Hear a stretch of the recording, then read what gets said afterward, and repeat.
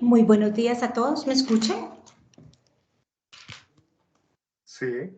Buenos días, sí. Estoy escuchando, sí, buen día. Bueno, muchas gracias.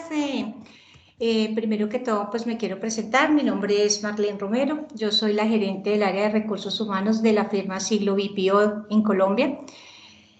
Para nosotros este conversatorio tiene, digamos, un toque especial, diría yo, porque algunas empresas cuando inician a hacer toda su implementación del sistema de seguridad y salud en el trabajo, no tienen en cuenta, digamos, toda la responsabilidad que tiene una compañía en cuanto al tema legal, civil y administrativo. Por eso hemos querido preparar para ustedes este conversatorio donde vamos a ver las normas por las cuales se está regulando la responsabilidad civil, la administrativa, que es el decreto 472 del 2015. Todo este decreto fue compilado en el 1072. Y hoy pues queremos invitarlos, agradecerles por su participación. Las preguntas, como siempre, las haremos al final del conversatorio. Queremos darles una muy bienvenida a este conversatorio y de verdad que esperamos que este conversatorio les ayude a tener, digamos, un poco más claro la responsabilidad que tienen todos los empleadores en la implementación, en la consultoría del sistema de seguridad y salud en el trabajo. Un cordial saludo de bienvenida para todos. Muchas gracias. Bueno, buenos días a todos. Espero me estén escuchando muy bien. Mi nombre es Paula Rodríguez, soy analista de publicidad y mercado de Siglo BPO y a continuación les voy a presentar quién nos acompañará en el día de hoy como expositor. Su nombre es Leonardo Ramírez Pinzón. Él es abogado egresado de la Universidad Libre de Colombia, ingeniero industrial de la Universidad Distrital y también especialista en higiene y salud ocupacional. Él es litigante en temas de responsabilidad por accidentes de trabajo y enfermedades laborales, asesor y consultor en riesgos laborales con más de 18 años de experiencia. Perito en procesos judiciales para el cálculo de perjuicios patrimoniales por lucro cesante y daño. Se desempeñó como docente de cálculo actuarial de posgrado de salud ocupacional en la Universidad Manuela Beltrán. Dicho esto, y como ya lo dijo la señora Marlene, esperamos que para ustedes todo este espacio sea de muy buen aprendizaje. Y también les recordamos, por favor, apagar sus cámaras y micrófonos para que al momento de la presentación no tengamos ninguna intervención. Dicho esto, damos inicio a nuestro conversatorio, Responsabilidad Legal, Civil y Administrativa al Sistema de Gestión de Seguridad y Salud en el Trabajo. Buenos días, Leonardo. Bueno, muy buenos días. Muchas gracias. Gracias por la participación de todas y todos. Vamos a realizar una presentación que busca esa sensibilización que deben tener las empresas para que exista ese compromiso y ese cumplimiento desde el punto de vista normativo, en particular o englobándolo todo en el sistema de gestión en seguridad y salud en el trabajo, que de una u otra forma, cuando se realiza de manera juiciosa, diligente, cuidadosa, pues blinda a las organizaciones para efectos de no entrar a afrontar temas que tengan que ver con la responsabilidad legal, que es el tema que vamos a tratar el día de hoy. Entonces, aquí es importante resaltar y aplaudir este tipo de espacios porque de una u otra forma permiten ese crecimiento de parte de las empresas, esa sensibilización y de una u otra forma, como lo dije anteriormente, ese blindaje frente a de vía administrativa o vía judicial, afrontar diferentes procesos que van encaminados definitivamente a buscar en muchos casos sanciones o indemnizaciones o consecuencias jurídicas negativas para las empresas. Bueno, empezaríamos aquí a hacer nuestra presentación. ¿Qué temas vamos a desarrollar el día de hoy? Vamos a hablar de unos objetivos del Sistema General de Riesgos Laborales. En un segundo bloque vamos a hablar de esas obligaciones generales en seguridad y salud en el trabajo, con los trabajadores, con los contratistas, proveedores independientes, etcétera. Y finalmente aterrizaremos, ¿sí? Aterrizaremos en el tema de la responsabilidad derivada del accidente de trabajo o de la enfermedad laboral. Aquí es importante cada vez que nosotros estamos en nuestra empresa, cada vez que nosotros estamos de una u otra forma en un ambiente de trabajo, entendiendo que el trabajo ha sufrido una serie de modificaciones desde sus relaciones, ¿sí? Antes de 1950, por ejemplo, no teníamos código sustantivo del trabajo, después aparece ese código sustantivo del trabajo y en esa época la mayoría de las relaciones que tenían que ver con trabajo eran relaciones de carácter de contrato de trabajo, pero a medida de que empezamos a ver la apertura, que empiezan a cambiar las relaciones laborales, ya empezamos a encontrar los contratos civiles, los contratos de prestación de servicios que siguen siendo trabajo, prestación personal, ¿sí? Y por búsqueda de un ingreso. Y aparecen a su vez también otra serie de relaciones en las que las empresas acuden a otras empresas, a otras personas naturales para poder desarrollar su objeto social y que también sigue siendo trabajo. Y si ustedes van y miran la normativa en riesgos laborales, la normativa de riesgos laborales de ninguna manera dice aplica para la modalidad de contrato de trabajo que se rige por el Código Sustantivo de Trabajo. No, aplica de manera general. Habrá unos casos específicos. Voy a solo a nombrarlo así como para que diga, son las excepciones que generalmente traen las normas. Cuando hablamos de comité de convivencia, allá es como muy al contrato de trabajo, ¿sí? Y así pueden existir otras, pero son muy particulares. Pero en general, las reglas del juego en materia de riesgos laborales aplican a cualquier clase de relación de trabajo. Por eso es que nombrábamos, por ejemplo, gestión de proveedores y contratistas.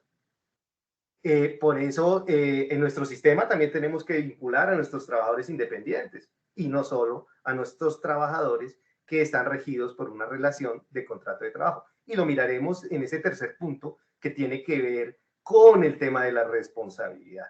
Porque yo sé que eso ya se ha puesto Vox Populi, hablamos de demandas de responsabilidad solidaria, donde eventualmente tiene o está obligado a responder de una indemnización una empresa que no tenía un vínculo directo con el trabajador que se accidentó por allá de un contratista.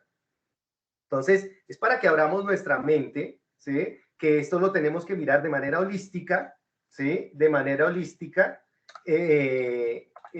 ¿Por qué? Porque de manera holística se debe analizar el tema de riesgos laborales. Muy bien.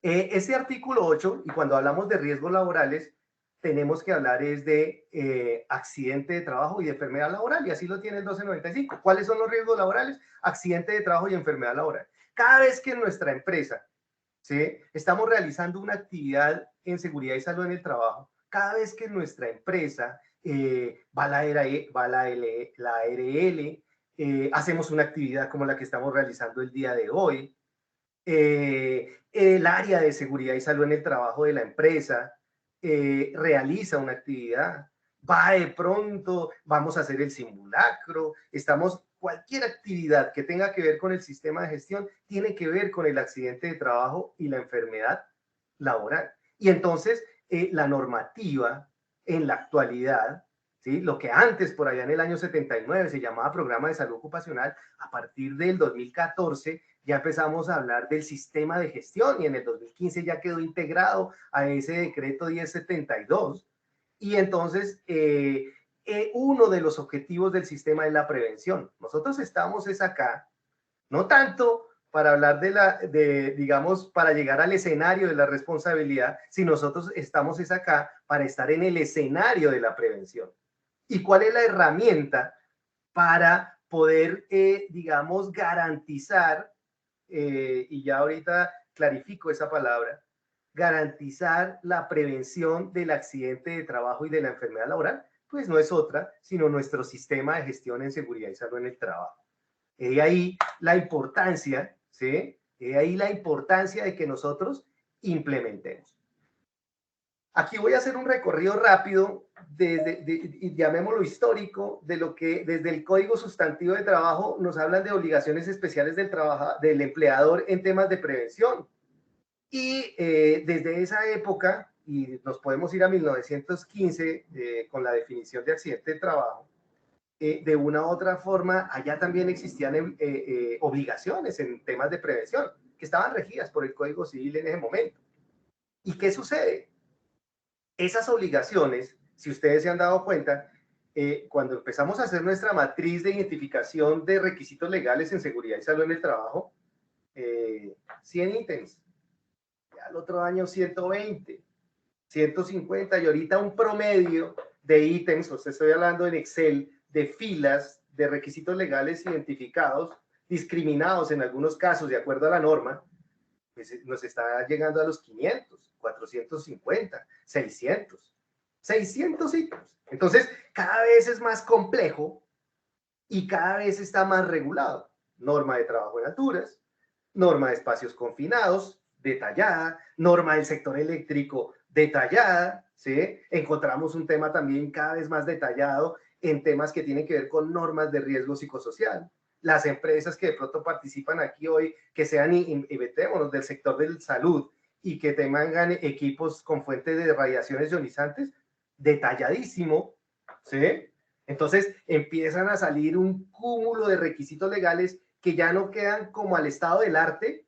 Estado del arte es como a lo que decía, digamos, el avance en esta disciplina de seguridad y salud en el trabajo, sino que además de ese estado del arte, ya quedan inmersos en una normativa que los hacen aún más fuertes y más vinculantes. Es decir, que la norma, la regulación, determinaría, debería determinar la conducta de cada una de las empresas a la hora de poder cumplir con ese objetivo que es la prevención. Y mire, aparece esa ley novena y esa, por ejemplo, la 2400, y aquí yo solo resalto ese 02, que ven ustedes aquí en la diapositiva, que dice cumplir y hacer cumplir normas legales relativas a salud ocupacional. Y voy a centrar gran parte de lo que voy a decir acá en esto de cumplir y hacer cumplir normas legales relativas a salud ocupacional, a seguridad y salud en el trabajo. ¿Por qué? Porque las empresas, ¿sí?, somos proclives a tener unos sistemas de gestión, ¿sí?, muy bien documentados, tenemos muy buenos procedimientos, realizamos las capacitaciones, implementamos los controles. Abro un paréntesis aquí, la última norma, la de trabajo en alturas, me encanta una parte, me encanta muchas, pero hay una parte que me dice, ojo, habla de la jerarquía de los controles, ¿sí? Jerarquía de los controles. ¿Y por qué estoy nombrando acá eso de la jerarquía de los controles? Cierro ese paréntesis, porque estábamos hablando de hacer cumplir, y entonces vienen las empresas y tienen todos sus controles y llegan hasta el último, que es el control en el trabajador, y por ejemplo tiene que ver con la matriz de elementos de protección personal y la entrega de los mismos al trabajador. Entonces mire que aquí estaba diciendo, hay empresas que tienen ese sistema robusto hasta ahí. ¿Y qué pasa? Les falta el centavo para el peso. ¿Y cuál es el centavo para el peso? Hacer cumplir. Y por eso aquí me voy yo siempre le digo a las empresas, vengan, déjenme ver el reglamento interno de trabajo. ¿Qué tenemos en el reglamento interno de trabajo que tenga que ver con seguridad y salud en el trabajo? Y, por ejemplo, en la graduación de las faltas, cuando se trata de, por ejemplo, de trabajo en alturas, yo debo tener sanciones drásticas, por ejemplo, por el no uso de elementos de protección contra caídas. Hay empresas del sector de la construcción que ya lo tienen definido como una falta grave y es una justa causa para dar por terminado el contrato de trabajo. ¿Y eso qué tiene que ver? Hacer cumplir. Y uno va y mira las jurisprudencias, mira las sentencias, y efectivamente hay sentencias donde la empresa aporta una serie de pruebas, ¿sí?, en el proceso judicial, que dicen, oiga, qué programa tan bien hecho. Uy, miren esos elementos de protección personal, certificado, línea de vida italiana. Las mejores son las italianas, ¿sí? De las mejores, ¿no? Línea de vida italiana, no tienen de todo. Uy, no. Mire dónde hacen las capacitaciones, miren el centro de entrenamiento, no sé qué, si sé cuándo, sí. Pero ¿qué pasaba? El trabajador siempre se subía y no cumplía todos esos procedimientos y no usaba los elementos y era recurrente y la empresa nunca, ¿sí?, nunca hizo cumplir. Le faltó el centavo para el peso y resulta que ese centavo para el peso es el que establece el nexo causal desde el punto de vista de la responsabilidad en ese accidente de trabajo. Entonces, es importante tener muy bien diseñado y estructurado mi sistema de gestión en seguridad y salud en el trabajo. Acuérdense que hay unas licencias, hay norma de licencias en seguridad y salud en el trabajo, la competencia de quien lo diseña. es fundamental. Entonces, aquí yo entiendo, el tema económico es fundamental para las organizaciones, para las empresas, pero es que la seguridad y salud en el trabajo no es un gasto, es una inversión, ¿sí? Y esa inversión tiene que apuntarle a la excelencia, tiene que apuntarle a que las cosas estén bien hechas. Y lo digo con conocimiento de causa. Ahí lo decían al principio, por ejemplo, yo soy abogado litigante. Sí, yo sé ciertas cosas, por ejemplo, de espacios confinados, sé ciertas cosas de trabajo en alturas, pero al proceso judicial hay que llevar al experto.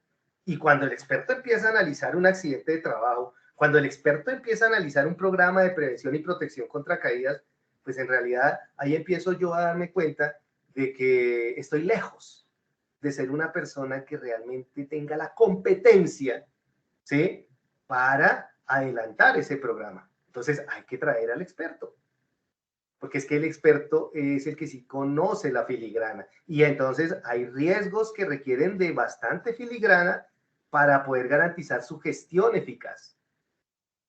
Eficacia, que ya habla el 1072. Listo. Entonces miren, aquí está 2400. La 2400, mire que hay resalto: hacer cumplir a los trabajadores. Yo quisiera que eso se lo llevaran ustedes hoy como una impronta, ¿sí? Debo diseñar mi sistema, debo implementarlo, pero acuérdense que esto está implementado dentro de un ciclo PHBA, ¿sí? Y por ahí, ¿sí? Por ahí está el hacer cumplir. ¿Listo? Digamos que dejando claro esto, ¿sí?, viene ya el decreto ley 1295, y entonces ese decreto ley 1295 es el que ya nos empieza a hablar de salud ocupacional en ese momento de una manera ya más organizada.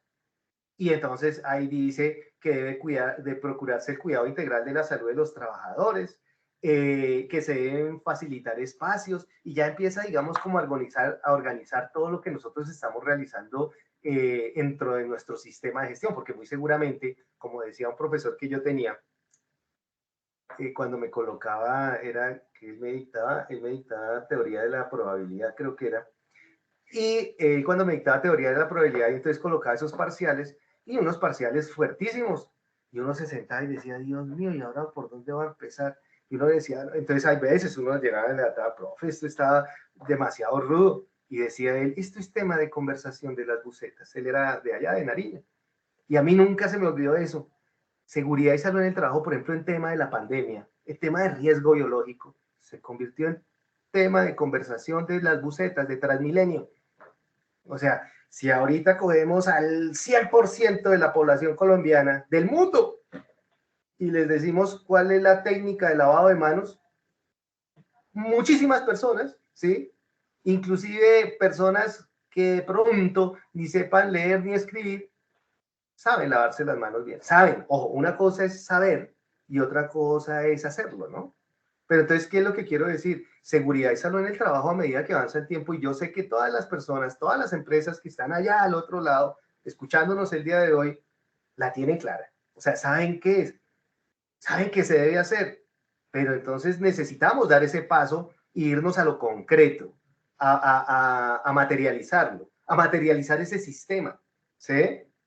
A hablar de la jerarquía de los controles, a priorizar, a tener personas competentes, a tener personas que tienen de verdad esa competencia para que se pueda diseñar, ¿sí?, e implementar ese sistema de gestión de seguridad y salud en el trabajo. Y entonces, ese sistema, como yo les los anunciaba al inicio, ese sistema no solo aplica a mis trabajadores, ahora aplica para todo el mundo, inclusive hasta los proveedores.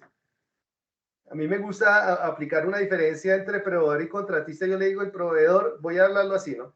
Proveedor no le da tanto valor agregado a mi negocio, ¿sí?, a mi operación, como el contratista. El contratista me mete las manos, ¿sí? Me mete las manos en mi proceso, de una u otra forma. El proveedor va y me deja cositas allá para que yo meta las manos dentro de mi proceso y genere valor agregado, ¿sí? Entonces, tanto es que el sistema de gestión tiene que tener en cuenta a los proveedores, ¿ok? que no vienen y me meten la mano aquí en la empresa. Más fuerte aún cuando estamos hablando del contratista.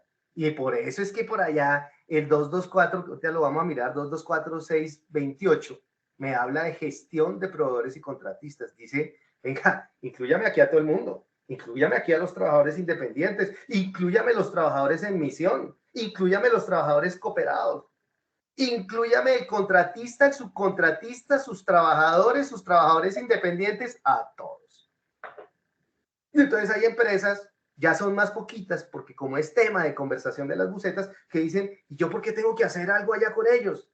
Ah, pues yo llego y les digo, un lunes festivo, 8 de la noche, si están aburridos, se meten a la página de la Corte Suprema de Justicia, la relatoría, la sala laboral, y busquen nomás accidente de trabajo. Y ahí le aparece en orden cronológico las últimas sentencias, y búsquela, por ejemplo, con el artículo 216.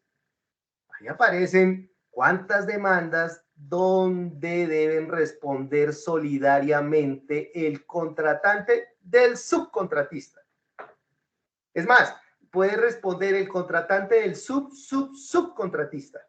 Y uno dice, oiga, pero Dios, ¿pero esto por qué? Ah, bueno, entonces esto, el sistema de gestión no es un juego. Y a mí me gustaría aquí ingresar, estamos hablando desde el punto de vista legal, pero aquí también hay que meter la mano, ¿sí? Untarnos la mano de la ética. ¿Y qué significa la ética? Pues esas relaciones en la sociedad. Y lo digo con conocimiento de causa. Alguna vez un estudiante llegó y levantó la mano y cuando empieza a nombrar un accidente, era un accidente muy parecido de un caso que yo estaba asesorando, y yo le dije, espere, nos hablamos ahí a la salida, es que ahorita necesito terminar de desarrollar, porque cómo voy a acceder a información, o sea, cómo voy a acceder a información de ese estudiante que después me va a permitir a mí atacarlo a él y atacar a la empresa.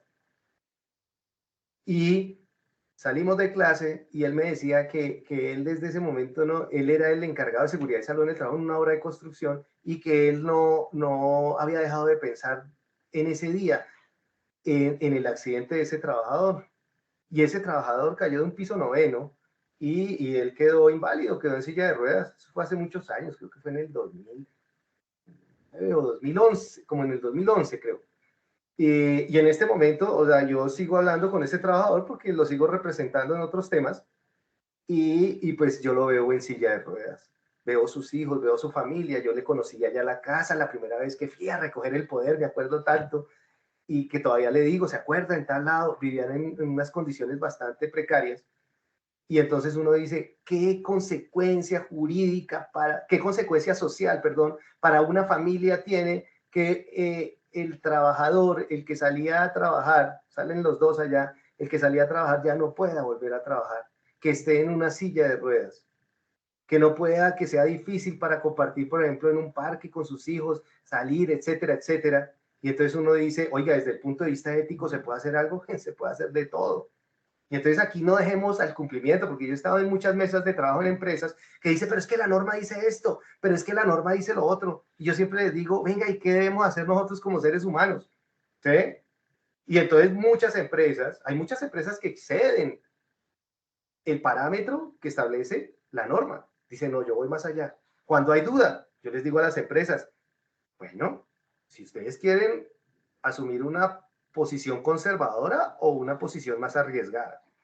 Había un debate, abro otro paréntesis, con la norma de trabajo en alturas que dice, bueno, sí, entra a regir dentro de 6 meses, pero no ha sido publicada en el diario oficial, y si no ha sido publicada en el diario oficial, se corren los 6 meses hasta que esté publicada en el diario oficial. Yo que le digo a las empresas, no, por Dios, sí, podría uno decir que no, pero el riesgo de caída en alturas lo tendría que hacer con la norma de ahora o con la norma de antes, e inclusive sin la norma de antes, ¿sí?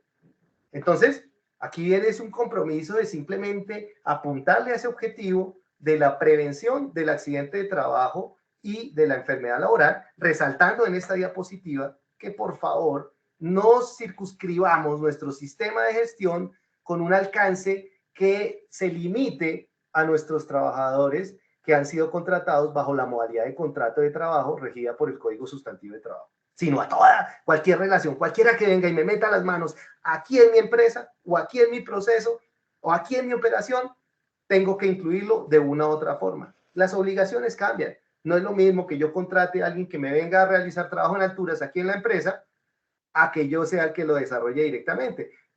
Quizás en la fase de contratación, pues tengo que realizar unas actividades, pero cuando son directos, pues tendré que hacer otras actividades. Eso ya será objeto de análisis al momento de diseñar ya el programa, por ejemplo, de prevención y protección contra caídas. Viene un tema de documentación. Aquí solo cito algunos, ¿no? Porque si, este no es una capacitación, no es un tema aquí de cómo vamos a desarrollar el sistema de gestión, sino esto es de responsabilidad. Y mire que en esta fase aquí estamos hablando de obligaciones, porque el incumplimiento de una obligación, ¿sí? El incumplimiento de la obligación es el sustento, uno de los sustentos o de los presupuestos para poder hablar de responsabilidad. Y las obligaciones, reitero, ¿dónde estarían contenidas? Pues están contenidas en la norma y ellas lo que hacen es repercutir en el diseño y en la implementación del sistema de gestión. Y es ahí donde, por eso hay que apuntarle a la excelencia. Me dice la excelencia, sí, claro, la excelencia, porque es que estamos hablando de la salud y de la vida de una persona. Entonces, ahí habla una serie de normas. A mí que me parece importante, pues obviamente todas las que están allá en la norma, pero entonces, ¿de dónde partimos y dónde parten las empresas? De su matriz de identificación de peligros y de riesgos.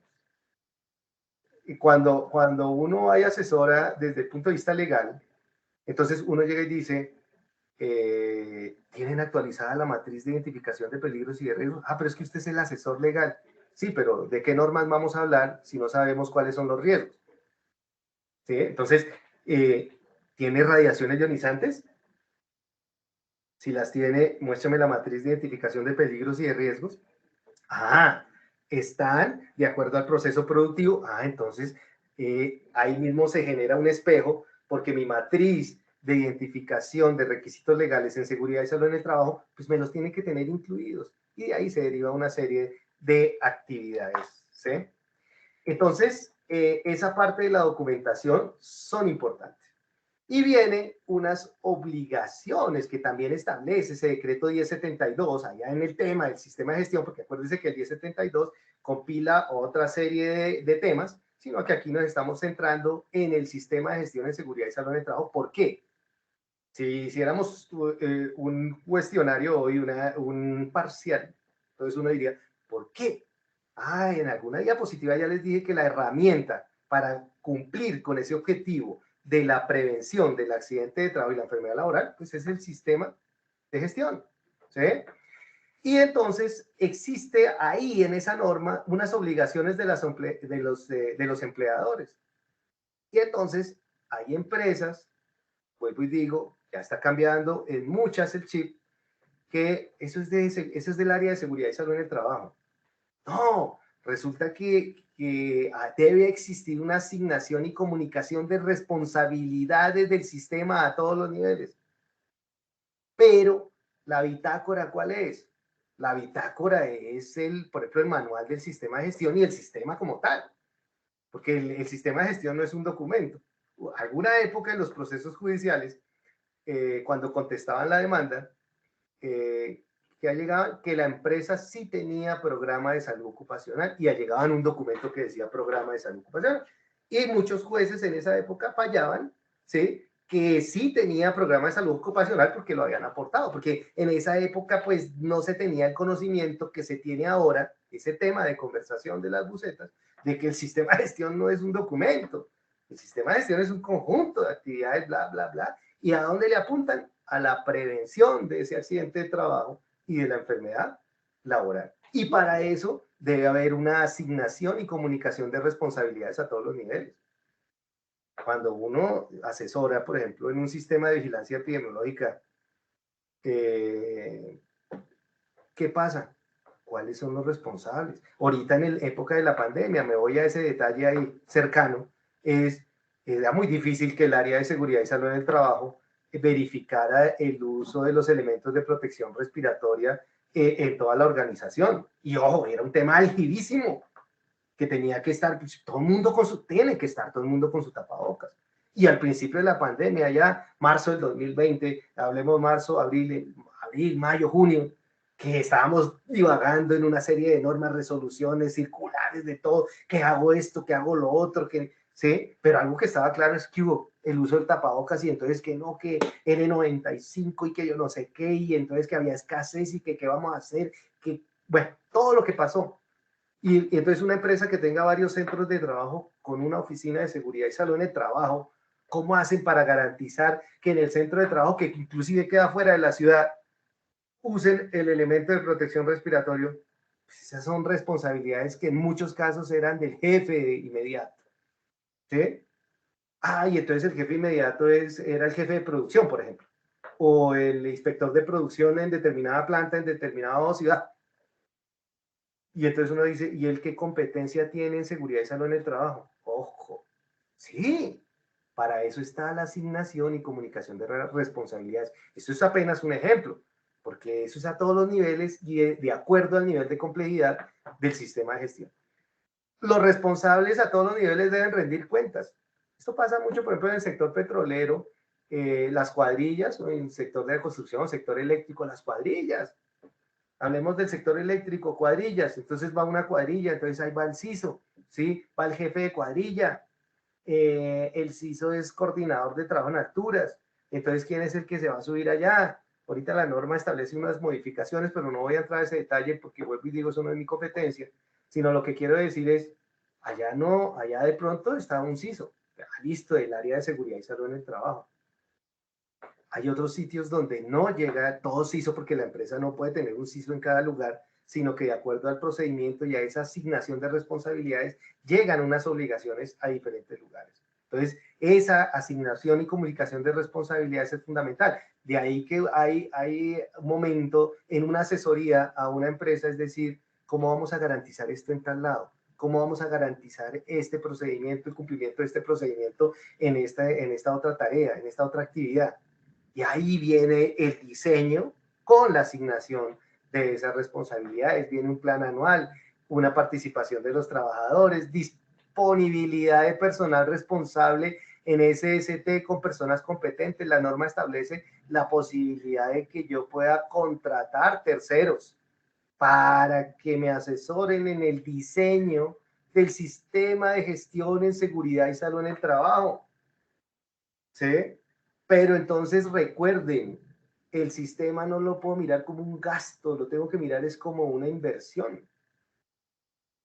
Hay empresas que son contratistas por naturaleza y imagino que hoy habrán de esas empresas acá, que es que ahorita las relaciones son así, donde el costo reputacional es altísimo. O sea, es mi reputación como empresa la que me hace atractiva para mi contratante o para mis clientes, posibles clientes contratantes. Y entonces, ahorita es un común denominador los criterios de selección de contratistas que incluyan aspectos de seguridad y salud en el trabajo. Y entonces, ¿qué pasa? Se convierte en un saludo a la bandera o en una realidad. Se convierte en que realmente tengo unos indicadores sólidos dentro de mi sistema de gestión que me permiten venderme desde el punto de vista de seguridad y salud en el trabajo para esos posibles clientes contratantes. Entonces, esto no es un gasto para una empresa, ¿sí? Es algo que tengo que invertir en mi empresa para que yo pueda salir al mercado y aumentar mis probabilidades de obtener negocios. Uno tiene empresas y estoy hablando de las con ánimo de lucro, pues como lo dice, como lo dice, con ánimo de lucro, pues para que produzca utilidad, ¿sí? Y para que produzca utilidad es necesaria que la empresa invierta en seguridad y salud en el trabajo para que también se vuelva competitiva en el mercado. Entonces, no hay que, todo esto más allá de ser la capacitación, la de siempre, la de que me van a hablar del 1072, del 1295, ahorita la vamos a llevar a la vida real, ¿sí? se debe llevar a la vida real. Y a la vida real es que, ¿qué pasa cuando yo no implemento un sistema de seguridad y salud en el trabajo? ¿Sí? ¿Qué pasa cuando yo no implemento un sistema de seguridad y salud en el trabajo? Entonces, este artículo 22468, ahorita pasamos al siguiente, del 22468, para seguir adentrándonos en esas obligaciones. Esas obligaciones, en un tema de responsabilidad, no sé si ustedes alguna vez hayan leído, ¿sí? Hayan leído una sentencia. Entonces, esa sentencia, vuelvo y les digo, habla de temas de solidaridad. Este artículo 224, se me pasó la diapositiva, qué pena, por favor, discúlpenme. Este artículo 224,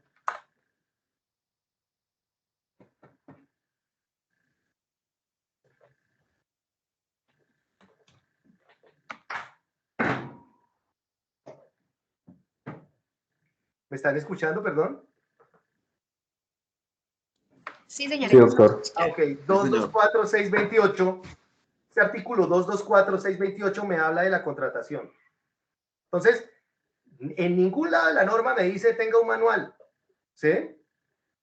De contratistas, pero se ha convertido en una práctica común. Entonces otras empresas dicen procedimiento de compras, otra procedimiento de contratación.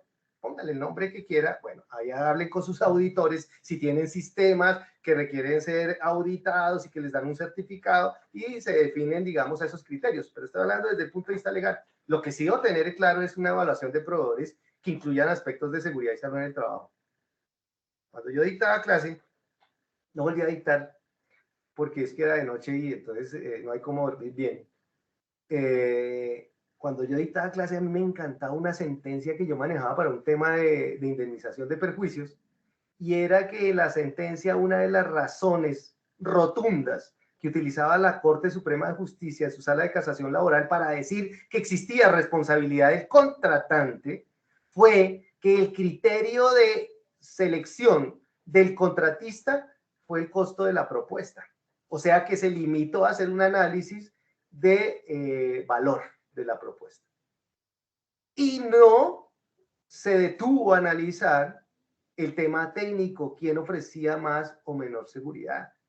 Entonces, esa evaluación de proveedores, muchas empresas, y aquí les estoy hablando porque es que recuerden que soy abogado del litigante, y en la vida real, que me salgan con una evaluación, ¿sí?, de estándares del 93, ¿sí? Me salen con una evaluación de estándares del 93 y entonces eso lo aportan como prueba al proceso judicial y hay veces sacan pecho porque tienen una evaluación del 93 de una empresa grande, 69 ítems. Si el accidente es de trabajo en alturas, a mí no me interesan los otros 68. Venga, miramos el ítem de trabajo en alturas. Perfecto. Y entonces aportan el programa de prevención y protección contra caídas. Hermoso. ¿Sí? Pero es que en un accidente de trabajo se hace un análisis del nexo causal en el instante T, o sea, las circunstancias de modo, tiempo y lugar en que ocurrió un determinado accidente. ¿Y esto qué tiene que ver con los contratistas? Estoy hablando si yo contrato este servicio, por ejemplo, de trabajo en alturas. Entonces, en accidente no hay que bajar la guardia. Y sí, yo puedo estar al 90 y pico. O hay empresas que dicen, uy, me salió al 84, súbalo al 86 para no hacer plan de mejora. ¿Sí? O sea, todo en algunos lados, eso es en otro país, ¿no? No son los que estamos acá. Y entonces, ojo, mucho cuidado. ¿Sí? Por eso el diseño del sistema de gestión de seguridad y salud en el trabajo, más allá que sea un documento, ¿sí?, más allá que sea un documento, debe ser una realidad. Y debe ser una realidad que debe estar soportada en un diseño competente, estructurado, real. No control C, control B. Uno empieza, venga, mándame el procedimiento para hacer trabajo en poste con líneas de media tensión. Ya lo envío. Listo. Venga, le cambiamos el nombre de la empresa, le ponemos listo, ya, quedó perfecto. No vamos a la realidad. Es importante ir a la realidad. Establecer canales de comunicación. Entonces, tengo que evaluar mi proveedor, tengo que establecer unos criterios, pero aquí lo que quiero decir es que me pasaron una evaluación al 95, listo, este sacó 97 y este 94, escoge el de 97, no. Yo siempre digo, por favor, a la diana. ¿Y qué es a la diana? Si voy a contratar trabajo en alturas, yo quiero hacer un análisis más detallado de trabajo en alturas. Si voy a contratar espacios confinados, quiero hacer un análisis de ese programa de espacios confinados. Sí, hay unos criterios que son transversales, ¿no? Conceptos de actitud médico-laboral del personal que va a venir acá. Ah, pero de acuerdo a un profesiograma, venga a ver, ¿cuál es el profesiograma? Estas personas van a trabajar con sustancias químicas cancerígenas que tienen, por ejemplo, un BEI. Ah, entonces allá mi concepto de actitud médico-laboral dentro de las pruebas complementarias, mirando el profesiograma, contempla ese BEI. Es decir, que esa persona que va a venir a trabajar con X o Y sustancia cancerígena, decreto 2090 del 2003, ¿sí? Puede estar acá. Entonces uno dice, uy, pero empezamos a hilar demasiado fino. Eso es lo que se tiene uno que plantear al momento de diseñar el sistema de gestión. No son saludos a la bandera. Es importante que esa evaluación contemple y hay que volverla fácil, hay que volverla también sencilla. No es complicada, no vamos a hacer un manual de 500 páginas, ¿sí? No, a la diana, por favor, a la diana. ¿Qué es? A lo que realmente necesita la empresa para blindarse frente a un proceso de responsabilidad. Establecer canales de comunicación, verificar antes del inicio del trabajo, informar a los contratistas antes de los peligros. Todo esto está en la norma, ¿sí? Y ahora sí vamos a entrar a la vida real, ¿sí? La vida real, lo digo así, es cuando ya empezamos a hablar de responsabilidad y todo esto que hablamos de obligaciones, ¿sí? Se puede de una u otra forma configurar, desafortunadamente, en temas de responsabilidad. Porque cuando hablamos dentro del plano jurídico, dentro del plano legal, hablar de responsabilidad no es como cuando uno, el papá le habla de responsabilidad. Entonces el papá a uno le decía, mi hijo, tiene que llegar temprano al colegio, tiene que ser responsable, entonces que hacer las tareas, que no sé qué, venga a ver ayuda aquí en la casa, todo lo que pasa, digamos, en la casa, responsabilidades, ¿sí? Obligaciones, hay que hacer. Cuando hablamos desde el punto de vista jurídico, ya responsabilidad es algo distinto, es la consecuencia jurídica que se deriva del incumplimiento de unas obligaciones. Por eso mire que aquí todas las anteriores diapositivas hablaban obligaciones, obligaciones, Q, hay que hacer, Q, no sé qué, si sé cuándo, bla, bla, bla. ¿Dónde está? En el sistema de gestión. ¿Qué tenemos que hacer? Prevenir, bla, bla, bla. Obligaciones, obligaciones, obligaciones. Presupuesto, inversión, plan de trabajo, matriz, no sé qué, si sé cuándo. Elementos de protección personal, matriz de EPPs, capacitación, formación, verificación, cumplimiento, etcétera. Listo. No lo hice. No lo hice. Ah, no lo hice y entonces puede configurarse una responsabilidad. Y son varias las clases de responsabilidad. Entonces, encontramos la responsabilidad administrativa. Palabras más, palabras menos, responsabilidad administrativa es la que está en cabeza de inspección, vigilancia y control del Ministerio de Trabajo a través de sus inspectores de trabajo. Entonces son las sanciones administrativas. ¿Sí? Sanciones administrativas. Entonces, esto tiene mucho que ver el tamaño de la empresa y la cuantía de las multas. ¿Esto de dónde se rige? Se rige del Código Contencioso Administrativo del procedimiento administrativo. Entonces, una etapa preliminar, sacan un acto administrativo que no es objeto de recurso, donde dice, oiga, estamos investigando tal y tal conducta. Aquí estamos hablando dentro del contexto de seguridad y salud en el trabajo. Entonces, el inspector de trabajo de la sección tal, no sé qué dice cuándo, en la empresa tal, está investigando tal conducta en la que a partir de una indagación preliminar se obtuvo los siguientes resultados.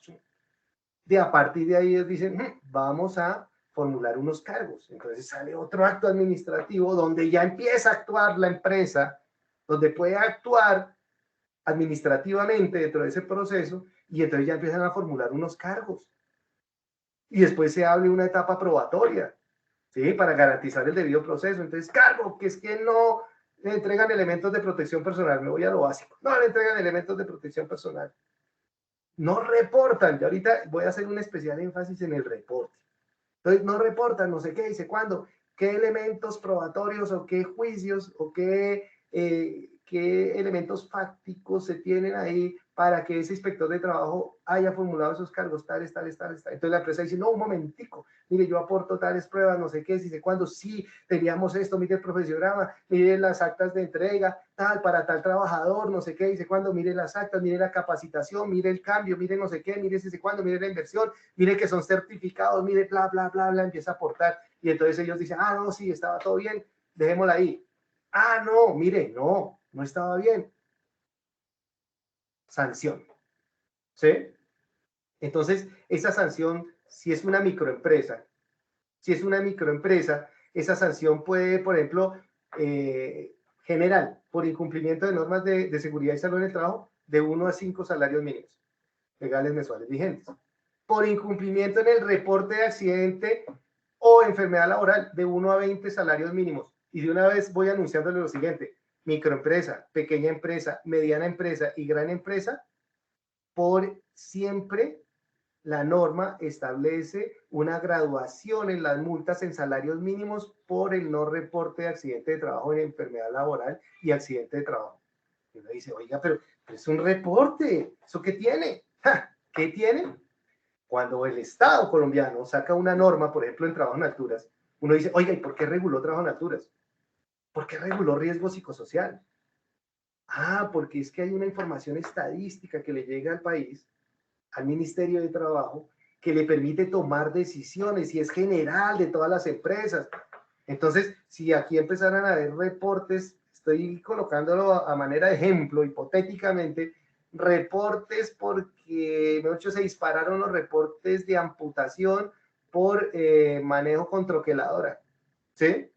Y resulta que las estadísticas están exponencialmente disparadas por esta razón. ¿Y cómo va a enterarse el ministerio que eso pasa? Ah, por esa información estadística de los accidentes. Y entonces ahí es donde dice, necesitamos hacer algo frente al manejo de los troqueles. Y entonces pueden tomar una decisión.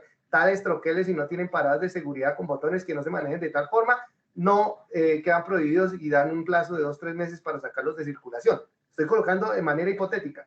¿De dónde tomó esa decisión? De la información estadística que tenía. Es decir, que cuando una empresa deja de reportar, está impidiendo que llegue la información real al gobierno nacional para que pueda tomar decisiones, y además el gobierno nacional tiene una obligación de carácter internacional, tratados y convenios de la OIT para aportar esa información que forma una estadística mundial. Ah, pero entonces la empresa muchas veces dice, no, no, no, pero esto no es accidente de trabajo, no, no, a mí no me venga con cuentos, ese trabajador está diciendo mentiras. A mí me ha pasado en reuniones, ¿no? Y yo les digo, puede que sí, puede que no, pero yo le formulo la siguiente pregunta, señor empresario. De acuerdo a la normativa vigente, ¿usted es el que determina el origen? No, para eso hay un procedimiento, artículo 41 de la ley 100 de 1993. Ah, yo tengo mi obligación de reportar. Entonces, por favor, no asuman ustedes como empresarios la potestad de determinar el origen de un accidente de trabajo, sobre todo una enfermedad laboral. Es otro tema porque ya viene, digamos, con una historia clínica, y eso generalmente se activa en la EPS y se inicia ese proceso de calificación de origen. Generalmente, no siempre. Vienen las multas por incumplimiento de origen en accidente mortal, cuando es microempresa de 20 a 24 salarios mínimos, y cuando es gran empresa de 401 a 1000 salarios mínimos mensuales legales vigentes. ¿Sí? Entonces, por el reporte en una gran empresa puede ser entre 101 y 1000 salarios mínimos. Entonces, es un tema fuerte. Además, todo ese expediente que se adelanta dentro de un proceso sancionatorio ante el Ministerio de Trabajo, de entrada les digo, uno en un proceso judicial solicita como prueba que se oficie al Ministerio de Trabajo para que se aporte a este expediente, estoy hablando judicialmente, se aporte ese expediente administrativo y ese eventualmente serviría para establecer una responsabilidad patronal en un accidente de trabajo, en una enfermedad laboral, del artículo 216 del Código Sustantivo de Trabajo. Esto todo se interrelaciona, les voy diciendo. Y en el tema penal, ahí sí, les digo, no he encontrado la primera sentencia y antes ahí sí les pediría el favor, si alguno de ustedes conoce una sentencia que por riesgos laborales haya una condena en lo penal, se la recibiría con un cariño espectacular. Conozco que se adelantan procesos de investigación en fiscalía que tiene que ver con riesgos laborales, con accidentes de trabajo, con muerte. Eso es otro tema. Pero que yo conozca una condena, no. Eso no significa, ay, entonces es pura mentira. Más o menos. Más o menos, ¿por qué? Aquí solo está el tipo penal de homicidio culposo, lesiones personales culposas, omisión de socorro. Ahorita está tomando fuerza y la verdad yo lo utilizo en mis procesos judiciales, es un eventual fraude procesal en las investigaciones de accidente de trabajo. Reitero lo que digo, no echemos en saco roto. Cuando se realiza una investigación de accidente de trabajo, estoy hablando de otro país, no los que estamos acá, casi siempre es acto inseguro. Y las causas básicas, no. ¿Sí? Y entonces, cuando se hace de manera dolosa, esa investigación de accidente de trabajo tendiente a que recaiga sobre el trabajador ese acto inseguro y se pueda plantear dentro de un proceso de responsabilidad una culpa exclusiva de la víctima, en este caso una culpa exclusiva del trabajador, obviando situaciones que de las cuales sí tenía conocimiento la empresa para registrarlas en la investigación del accidente de trabajo y aportan después de eso, por ejemplo, a un proceso judicial. Ahí puede de una u otra forma configurarse un fraude procesal. Un aspecto bastante interesante, sobre todo en investigación de accidente de trabajo. Cuando hay mediciones de higiene, voy a hablar de enfermedad laboral, hay mediciones de higiene, de concentración de X o Y de sustancia química, que posiblemente tiene una relación causal, mire la palabra que estoy utilizando, posiblemente tiene una relación causal con una enfermedad laboral. Y el empleador las guarda.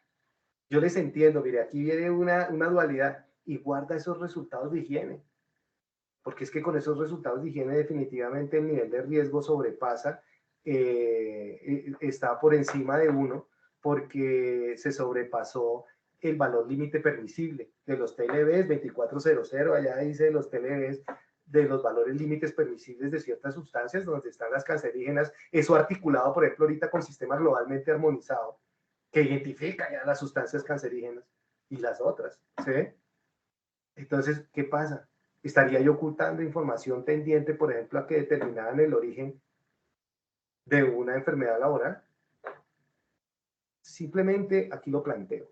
Por eso es importante, mire, y uno dice, ¿y para qué sirve todo esto que le estoy diciendo? Ah, porque si yo diseñé muy bien mi sistema de gestión en seguridad y salud en el trabajo, y cuando identifiqué mi riesgo químico por manejo de determinada sustancia química, e implementé controles eficaces con una jerarquía de los controles, y definitivamente también diseñé muy bien el tema de las evaluaciones médicas ocupacionales con el tema del profesiograma, pues el escenario de esa calificación de origen se disminuye la probabilidad ostensiblemente. ¿Por qué? Porque tengo un sistema, por ejemplo, de vigilancia epidemiológica para ese tipo de sustancia, pero ¿de dónde salió esa necesidad? Desde el diseño del sistema. Es que una cosa es ya hablar sobre la marcha cuando estoy demandado, y otra cosa es al momento en que yo inicio mi proceso, o ahorita que estamos a tiempo, empezar a hacerlas todo correctamente, pues de una u otra forma lo que estoy es evitando llegar a este escenario de la responsabilidad. ¿Sí? Entonces, digamos que esto frente a lo administrativo y lo penal. Ahora entremos a la que hablan. Aquí no estoy, abro otro paréntesis, aquí en esta presentación no estoy hablando del costo reputacional. Nosotros hemos hecho, por ejemplo, presentaciones de lo que tiene que ver con el goodwill de una empresa, el costo reputacional. Hay empresas que, en definitiva, digamos, si bien es cierto, puede tener una afectación de carácter patrimonial al tener que pagar una sentencia de condena en un proceso de responsabilidad por un accidente de trabajo o una enfermedad laboral, pues sí, ojo, 500, 800 millones, estoy hablando de plata, no estoy hablando de la vida, por Dios. 800, 1.000 millones de pesos los pagan. Pero la empresa muy seguramente le duele mucho, pero muchísimo más, es el costo reputacional. El costo reputacional de tener una sentencia que están dando por la red, ¿sí? Que quedó en firme, que se convierte en un documento público, ¿sí? Y eso tiene una implicación demasiado fuerte. Conozco en el sector de la construcción cosas mucho más pequeñas, en las que definitivamente un contratista queda excluido, prácticamente le cercenan la posibilidad de participar como contratista en una serie de constructoras porque tuvo un accidente mortal y en ese accidente mortal se estableció de que tuvo una responsabilidad, o sea, que no cumplió su obligación de prevención. No echemos en saco roto. Entonces aquí es donde aparece esta culpa patronal del artículo 216. El artículo 216 del Código Sustantivo de Trabajo, reitero, aplica solo para contrato de trabajo. Pero existe algo que es el artículo 34 del Código Sustantivo de Trabajo que me habla de solidaridad. Cuando existe unidad objeto, no vamos a entrar a ese tipo de detalle, sino era lo que les decía, cómo un contratante, ¿sí?, puede responder por el accidente del trabajador de su contratista o de su subcontratista o de su subcontratista del subcontratista. Ah, por ahí se puede vincular ese tipo de solidaridad, pero esto aplica cuando la relación del accidentado es una relación del contrato de trabajo. Es decir, entonces la pregunta sería, ay, si es un empleado público, allá se utiliza otro mecanismo procesal que es una reparación directa, no vamos a entrar en detalles, sino ellos también allá tienen su forma de reclamar. Y si es un trabajador independiente, existe algo que se denomina el proceso de responsabilidad civil contractual, es otro procedimiento civil, ¿sí? Pero aquí estamos dentro del contexto del artículo 216, que es Código Sustantivo de Trabajo, pero en el que puede ser, reitero, solidariamente responsable por el artículo 34. ¿Qué presupuestos debe tener? Una relación, un contrato de trabajo. Debe existir el accidente de trabajo o la enfermedad laboral de origen, ¿sí? Para poder reclamar el artículo 16. Hay veces se puede solicitar dentro del mismo proceso que se declare que tal accidente fue de origen laboral. Esos son aspectos ya procesales. El daño debe ser determinado. ¿Por qué debe ser determinado? Se recomienda que sea determinado. Por eso me gusta mucho, primero que todo, la determinación del origen y el daño, la calificación de pérdida de la capacidad laboral, por ejemplo. O si fue la muerte, Dios mío, pues la muerte, que sería el daño el peor de los todos. Desde el punto de vista de la vida, porque desde el punto de vista indemnizatorio es más caro indemnizar a una persona en estado de invalidez, en una condición de invalidez, que a una persona que ha fallecido. ¿Sí? Viene un elemento subjetivo que es el de la culpa. Entonces, cuando uno lee el artículo 216, el artículo 216 habla de la culpa patronal. Y entonces, cuando existe culpa suficientemente comprobada del accidente de trabajo y de la enfermedad laboral, ¿sí?, el empleador, ¿sí?, estará obligado a la indemnización total y ordinaria de perjuicios. ¿Sí? Obligación de indemnización. Aquí en esta diapositiva, si ustedes miran, aquí es donde empezamos a hablar esa culpa patronal. Otra vez, culpa patronal es, el artículo 16 dice, cuando exista culpa suficientemente comprobada del empleador en la ocurrencia del accidente de trabajo o de la enfermedad laboral, estará obligado a la indemnización total y ordinaria de perjuicios. Entonces muchas empresas dicen, no, pero es que ya para eso estaba afiliado a la ARL. Son dos cosas distintas. La ARL lo que da es una prestación del Sistema General de Riesgos Laborales, ¿sí? Una prestación. Y aquí, en el artículo 16, estamos hablando de una indemnización. Entonces, ¿cuáles son esos elementos subjetivos? O sea, la culpa. Entonces, la culpa es un error de conducta tal que no hubiera sido cometida por un empleador prudente colocado en las mismas circunstancias extremas que el autor del daño. ¿Qué quiere decir esto? Palabras más, palabras menos. existe una normativa, existe un sistema de gestión, existen unos procedimientos, existe un estado del arte en seguridad y salud en el trabajo, ¿sí? Si derivado del cumplimiento de esas obligaciones se establece un nexo causal con un accidente de trabajo, el empleador estará obligado a la indemnización total y ordinaria de perjuicios. ¿Qué perjuicios? Patrimoniales y extrapatrimoniales. Entonces, patrimoniales, daño emergente, el señor que se cayó del piso 9º, quedó con silla de ruedas. La casa, el baño de él requiere barandas, rampa, la casa de él requiere rampas, no sé qué dice cuándo. Tanto es que la indemnización de él dentro del proceso judicial le dan un apartamento en un primer piso donde le adecúan todas eso tiene un nombre, los trayectos no es, se me olvida ahorita el nombre, pero bueno, los trayectos para que circule los tránsitos de su silla de ruedas al baño, a la cocina, no sé qué. Todas esas adecuaciones, ese apartamento como tal, ¿sí? En esas adecuaciones, pues es un daño emergente, ¿sí? Puede ser pasado y puede ser futuro. El lucro cesante, pues que quedó inválido, ya no pudo volver a trabajar. Salario mínimo, 1.500.000, esperanza de vida. Recuerden que yo dictaba cálculo actuarial, ahí lo que se manejaba de una u otra forma era cuánto vale una indemnización. Entonces, el lucro cesante se tiene en cuenta la capacidad de producir dinero, ¿sí? De ese trabajador antes del accidente, antes de la enfermedad, antes de la muerte, antes de la invalidez, antes de la pérdida de capacidad laboral. Y vienen otros que son los extrapatrimoniales, que son los perjuicios morales, perjuicios de agrado, perjuicio estético, ahorita le llaman daño a la salud, los han agrupado, perjuicio moral y daño a la salud, que cuando es una persona que fallece, la jurisprudencia ha establecido, digamos, unos valores límite, topes, que puede ser de 100 salarios mínimos en mayor. No obstante, cuando hay afectaciones que son increíblemente fuertes, la misma jurisprudencia dice que se pueden reclamar hasta 450 salarios mínimos. En un proceso de indemnización no solo reclama el trabajador, o sea, por ejemplo, si quedó inválido, Dios no quiera, sino también reclama su familia.